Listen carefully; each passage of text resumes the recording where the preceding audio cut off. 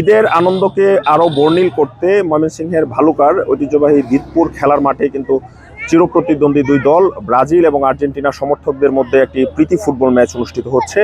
আমরা দেখছি যে এই মাঠে যারা বিগত সময় খেলেছে এবং যারা বিভিন্ন এলাকায় এখন কর্মময় জীবন কাটায়, তারা কিন্তু ঈদের সময় এই বাড়িতে এসে তারা কিন্তু এই খেলায় মিলিত হয়। অন্যান্য ঈদে কিন্তু বিবাহিত এবং অবিবাহিত একটি টিম করে এই খেলা অনুষ্ঠিত হয়। এবার কিন্তু আসন্ন যে ফুটবল বিশ্বকাপ, সেটির উন্মাদনার এই কেন্দ্র হিসাবে আমরা দেখছি যে ব্রাজিল এবং আর্জেন্টিনার সমর্থকদের মধ্যে এই যে ফুটবল টুর্নামেন্ট, সেটি কিন্তু অনুষ্ঠিত হচ্ছে।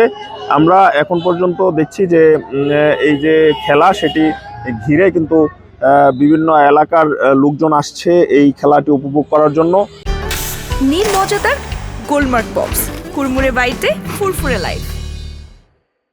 এবং এটি বেশ উৎসবমুখর পরিবেশে হচ্ছে এবং যারা দর্শক রয়েছে তারা কিন্তু বলছেন যে এই এই এই যে খেলা, এটি তাদের ঈদকে আরো বেশি বাড়িয়ে তোলে। আমরা একজন কর্মজীবী রয়েছে, তিনি ঢাকা থেকে এসেছেন পরিবার পরিজনকে নিয়ে।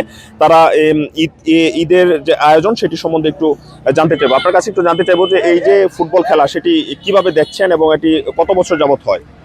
এটা আসলে একটা ঐতিহ্যবাহী মাঠ, শত বছরের পুরনো। আমরা ঢাকা থেকে আসি ঈদে এই মাঠের খেলাটাকে আরো এনজয় করার জন্য। আমাদের ঈদের আনন্দটাকে আরো বহুগুণ বাড়িয়ে দেয়। আমরা পরিবার নিয়ে আসি, প্রত্যেক বছরে আসি এবং এই আয়োজনটা প্রত্যেক ঈদেই হয়। তো এটা আমাদের ঈদের আনন্দকে আরো অনেক বাড়িয়ে দেয়। আমরা একজন দর্শকের সাথে কথা বলছিলাম, তিনি ঢাকায় তার পরিবারের সাথে থাকেন এবং তিনি কিন্তু এই ঈদের যে আনন্দ, সেটিকে বর্ণিল করার জন্য এবং আরো বেশি আনন্দময় করার জন্য তার যে সন্তান, তাদেরকে নিয়ে কিন্তু এই খেলার মাঠে এসেছেন। এই যে এই চিরপ্রতিদ্বন্দ্বী আর্জেন্টিনা এবং ব্রাজিল সমর্থকদের যে খেলা, সেটি উপভোগ করার জন্য।